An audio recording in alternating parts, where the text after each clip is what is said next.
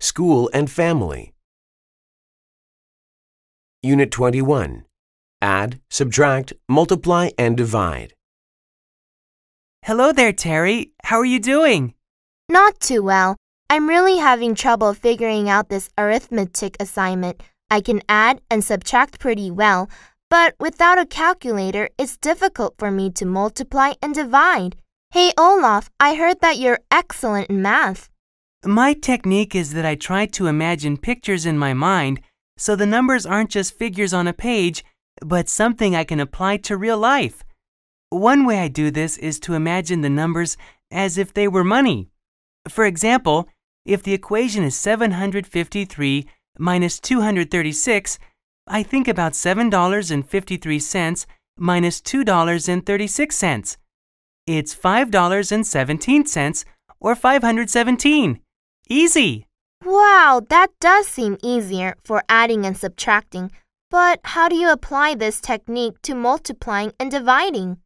Okay, suppose the equation is 200 times 30. 30 is 3 groups of 10. So first, I imagine 10 groups of people standing in a large field. Next to each group is a sign with the number 200 on it. At the front of the field is a huge sign with the number 2000 on it because 200 times 10 equals 2000, right?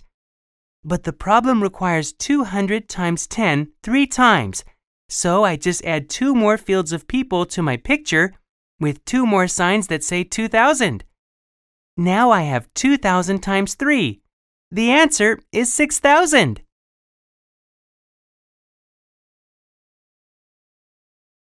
Unit 22. I spy. Dad, this is so boring, just sitting back here with nothing to do. Playing a game is a fun way to pass time on a long car trip.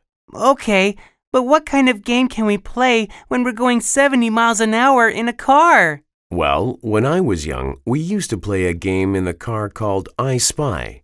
One person decides on an object that he or she can see and tells us its color. Then the rest of us have to ask yes or no questions to try and find out what it is. I'll go first, and I spy something that's… Hey, I wanted to go first. Billy, let your sister begin. Remember, it's considered good manners to let girls and younger children have their turn ahead of us. Yeah, remember your manners, stupid. Betsy, it's also good manners to treat each other with respect and not to call people names. I think you need to apologize to your brother. I'm sorry, Billy. Let's start, okay? I spy something small and green. It's on the steering wheel and… Stop, Betsy. Dad said that you're only supposed to tell us its color, not its size or location or anything else. Oh no, I forgot. That's okay, honey. Everybody makes mistakes. Remember the saying, if at first you don't succeed, try again. Okay, let me try again. I spy something…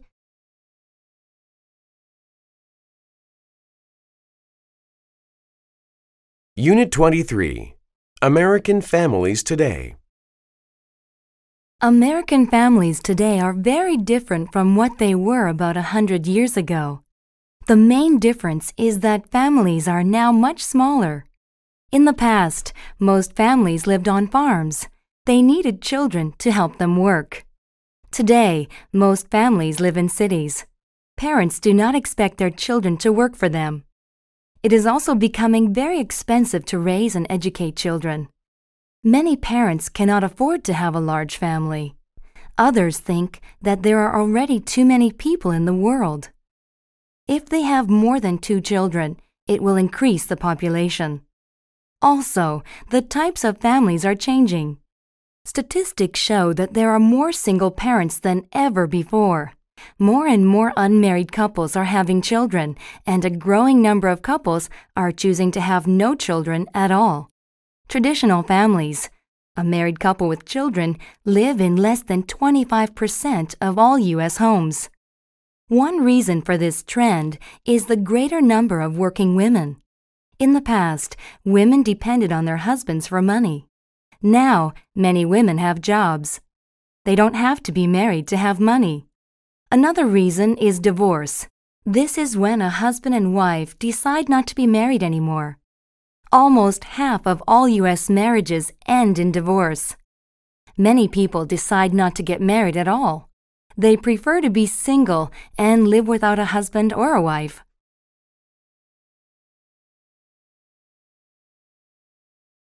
Unit 24. Making decisions. How does your family make important decisions? Do children have any say in making these decisions, or do parents simply tell them what to do? There are several different methods for making family decisions. One method is to have a vote. Each family member writes his or her own choice on a piece of paper. With this method, each person gets equal say in the issue being decided. What if the vote is a tie? You should think of an idea to break a tie before you vote. A second method is to give older children special privileges. If you're moving into a new home, for instance, the oldest child might get first choice of bedrooms. A third method is to take turns making the decisions. Suppose a family goes on vacation together each year. One year, they might let their daughter decide where they should go. The next year, the choice goes to the son. A fourth method is to let the head of the household decide what is best. That is the way we do it in my family. The head of our household, my father, listens to all our opinions. Then he makes a decision. We agree to follow his decision even if we don't like it. Making family decisions is not always easy. The important thing is to choose a method that everyone agrees on. That could cause a problem, however. Which method should you use to decide which method to choose for making decisions?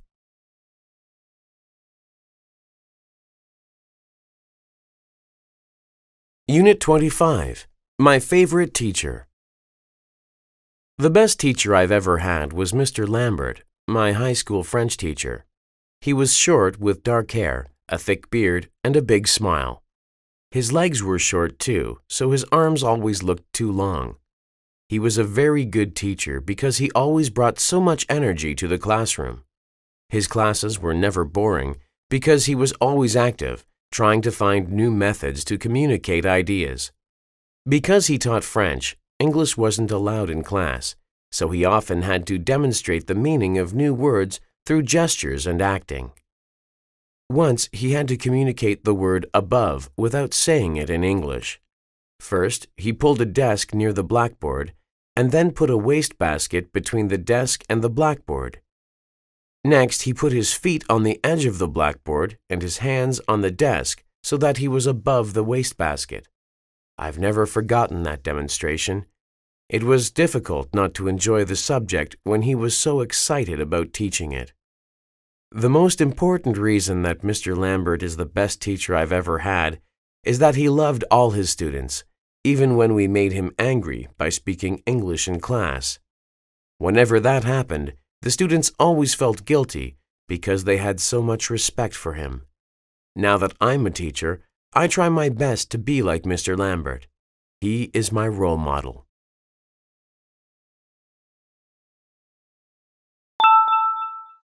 People and work. Unit 26. Meet Deborah. Hi, my name is Deborah Garrell. I'm a 20-year-old communications major at New York University.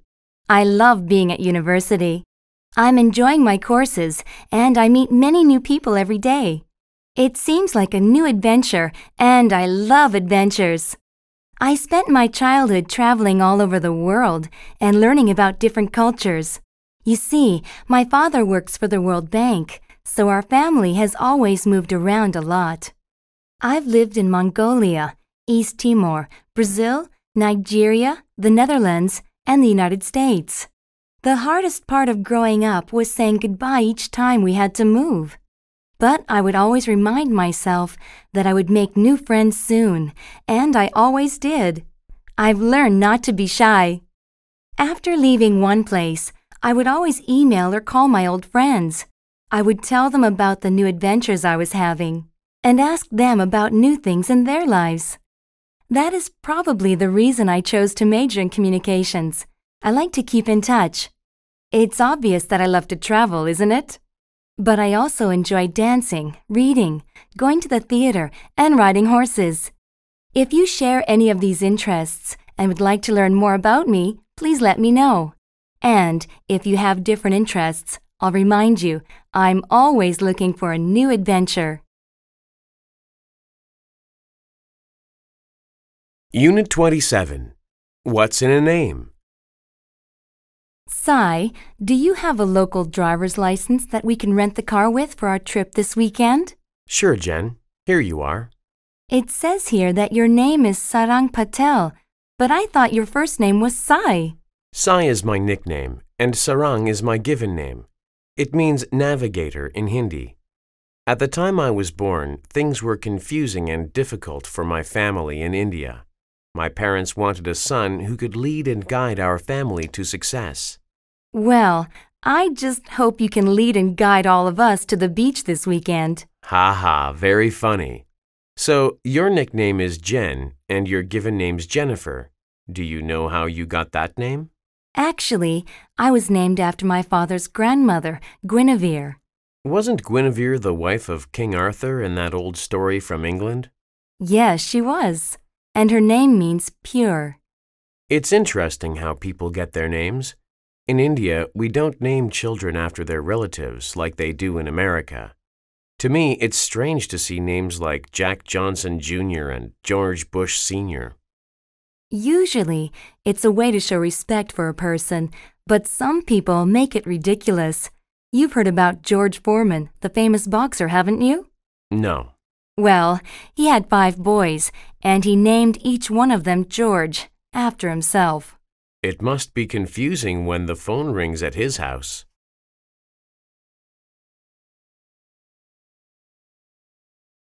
Unit 28.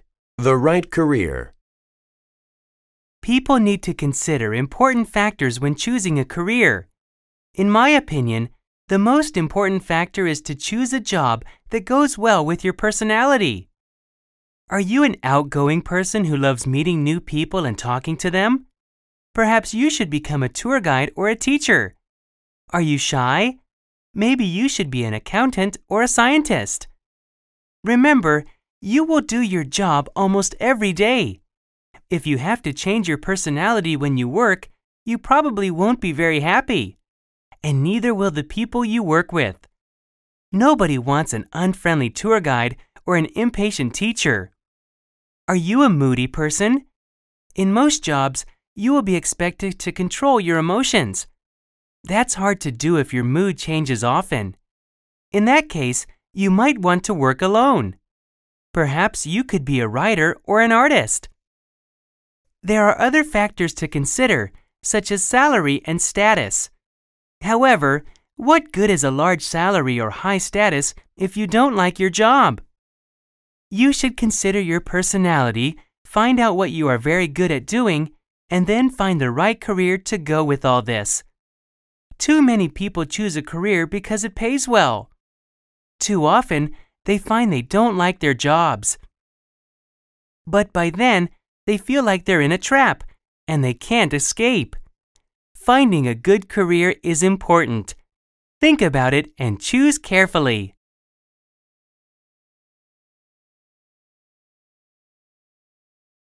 Unit 29. Body language. Did you know that words are not the only thing we use to communicate?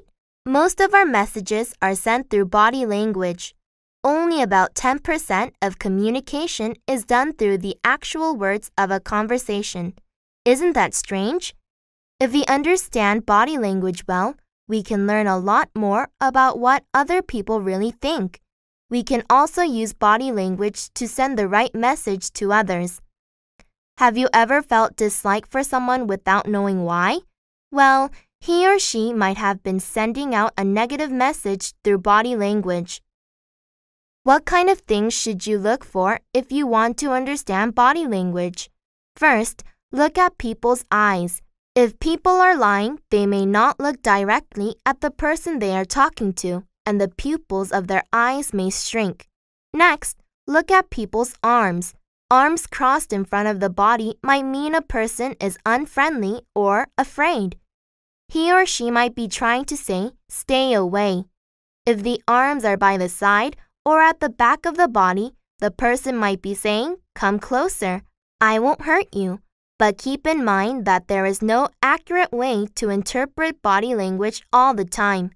Sometimes, talking is still the best way to communicate. However, knowing about body language will improve the way you communicate and help you understand other people better. Unit 30, Veterinarians. If you like animals and science, you might want to be a veterinarian. Veterinarians are animal doctors. They take care of sick and injured animals. Like doctors, vets perform surgery and give medicine. When an animal is sick, vets examine it to find out why. They look for clues in the way an animal looks and acts. For example, if a dog is walking in a strange way, it might have injured its leg. Vets need to observe animals carefully since animals cannot speak to tell anyone what is wrong. Vets prevent health problems in animals by giving vaccinations and checkups and fixing teeth. They also teach owners how to feed and train their animals. Vets use special tools to perform surgery.